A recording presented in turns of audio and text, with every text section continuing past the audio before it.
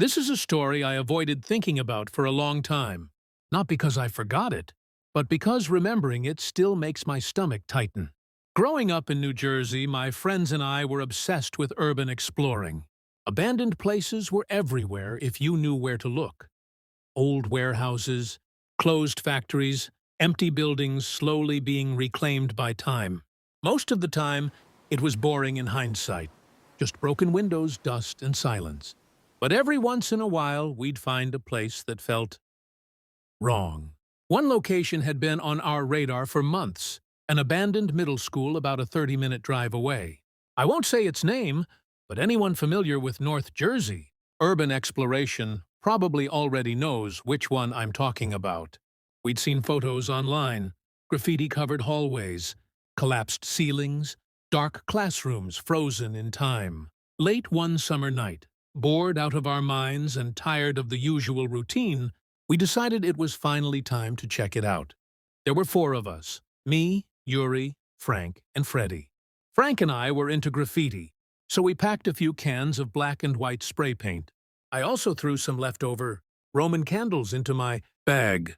Fireworks from the 4th of July. Our routine was always the same. Explore the building, get to the roof, shoot off fireworks, then run before the cops showed up. That night felt no different. Yuri drove. He parked a few blocks away on a quiet side street, and we walked the rest of the way.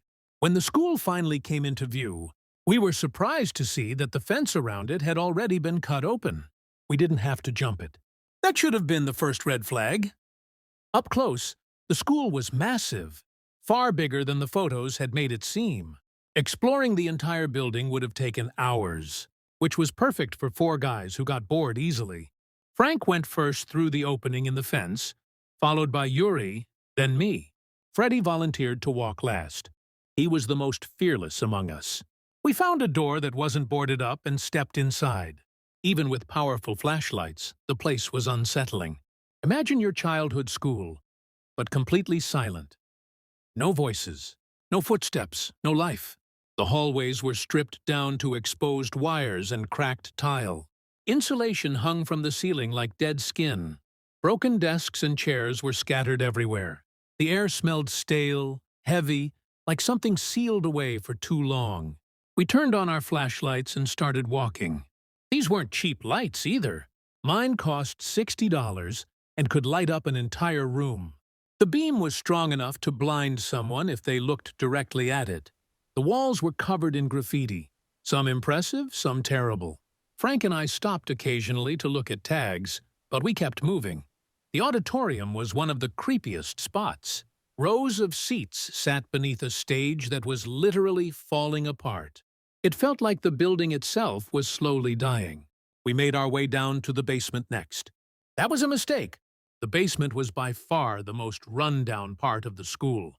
The walls were damp, the air colder. None of us wanted to stay there long, especially after we found one room with a massive pentagram painted on the floor. It wasn't comforting, but it also wasn't unusual. Anyone who's explored abandoned buildings has seen things like that before. Still, it got under our skin. We moved on. Eventually, we reached the 2nd floor. One classroom had a completely untouched white wall. Clean, blank, perfect. Frank and I exchanged a grin. While we started tagging the wall, Yuri and Freddie said they'd keep exploring and try to find a way to the roof. They disappeared down a dark hallway, their flashlight beams fading into nothing. Frank and I focused on our piece. After we finished, Frank wanted to keep working on another section, so I stepped out into the hallway to look at nearby artwork. I stood there for about 5 minutes, quietly admiring the graffiti, when I heard Frank yell from behind me. He sounded angry. He asked if I was messing with him. I turned around, confused, and told him I had no idea what he was talking about. He told me to stop acting dumb. Then he said, "I know you took my bag." I swore I hadn't touched it.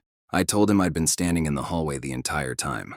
He believed me, but then muttered that it must have been Freddie. Honestly, that wouldn't have surprised either of us. We searched the room with our flashlights. The bag was gone. Without it, we couldn't do much more graffiti. So we decided to find Yuri and Freddie, assuming they'd made it to the roof. We searched stairwells. None led to the roof.